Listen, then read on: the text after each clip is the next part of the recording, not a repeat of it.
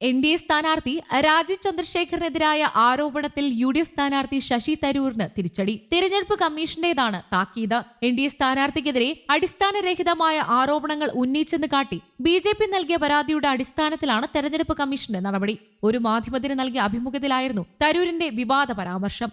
രാജീവ് ചന്ദ്രശേഖർ വോട്ടർമാർക്കും സമുദായ നേതാക്കൾക്കും പണം നൽകി വോട്ട് നേടാൻ ശ്രമിക്കുന്നു എന്നായിരുന്നു ശശി തരൂരിന്റെ ആരോപണം. BJP സംസ്ഥാന തെരഞ്ഞെടുപ്പ് committee legal cell convener GR Padmakumar, NDA തെരഞ്ഞെടുപ്പ് കമ്മിറ്റി ജില്ലാ കൺവീനർ VV രാജേഷ് എന്നിവരാണ് തെരഞ്ഞെടുപ്പ് കമ്മീഷന് പരാതി നൽകിയത്.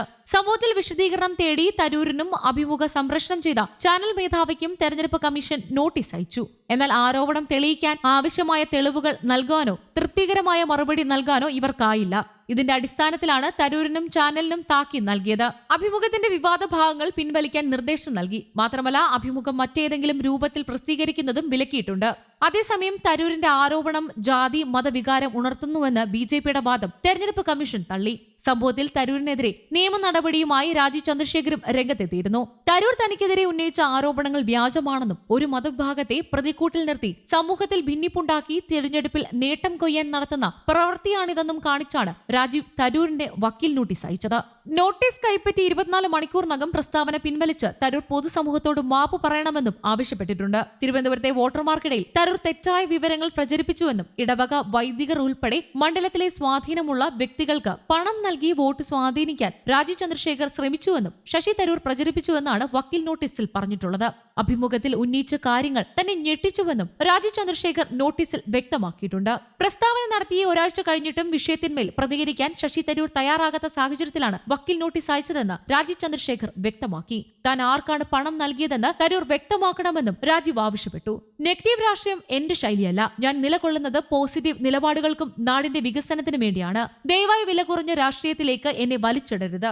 MP എന്ന നിലയിൽ 15 വർഷത്തെ പ്രകടനം സൂക്ഷ്മമായി പരിശോധിക്കുന്നതിൽ നിന്ന് ജനശ്രദ്ധ തിരിക്കാനുള്ള നിഷ്ഫല ശ്രമമാണ് തരൂർ ഇപ്പോൾ പറയുന്ന പച്ചക്കള്ളത്തിന് പിന്നിലെന്ന് രാജീവ് ആരോപിച്ചു. മുമ്പ് CA, മണിപ്പൂർ വിഷയങ്ങളിൽ പറഞ്ഞതുപോലെ നുണയാണ് പണം നൽകി സമുദായിക വോട്ടുകളെ സ്വാധീനിക്കാൻ ശ്രമിക്കുന്നതെന്നും ഇത് സമുദായിക സംഘടനകളെ കൂടി അവഹേളിക്കുന്നതാണെന്നും രാജീവ് പറഞ്ഞു. തിരുവനന്തപുരത്തെ ജനങ്ങളുടെ വീട്, കുടിവെള്ളം, നൈപുണ്യ വികസനം തുടങ്ങി സമഗ്ര വികസന പ്രവർത്തനങ്ങളിൽ ശ്രദ്ധ കേന്ദ്രീകരിച്ചാണ് തന്റെ പ്രചാരണ പ്രവർത്തനങ്ങൾ മുന്നോട്ട് പോകുന്നതെന്നും അദ്ദേഹം വ്യക്തമാക്കി. അതേസമയം ശശി തരൂരിനെതിരെ രൂക്ഷ വിമർശനവുമായി ഇടത് നേതാക്കൾ.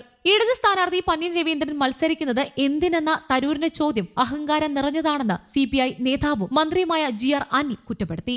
കോൺഗ്രസ് പ്രവർത്തകരിൽ നിന്ന് ഒറ്റപ്പെട്ടു പോയ സ്ഥാനാർത്ഥിയാണ് തരൂർ. മണ്ഡലത്തിൽ വിപുലമായ പ്രചാരണമാണ് പന്ന്യൻ രവീന്ദ്രന് വേണ്ടി തലസ്ഥാനത്ത് LDF നടത്തുന്നത്. ശശി തരൂർ RSS മനസ്സുള്ള കോൺഗ്രസുകാരനാണ്. ഒന്നാന്തരം RSSകാരനായ കോൺഗ്രസുകാരൻ. വാക്കുകളിലും പ്രവൃത്തിയിലും അത് പ്രകടമാണെന്ന് GR അനിൽ കുറ്റപ്പെടുത്തി.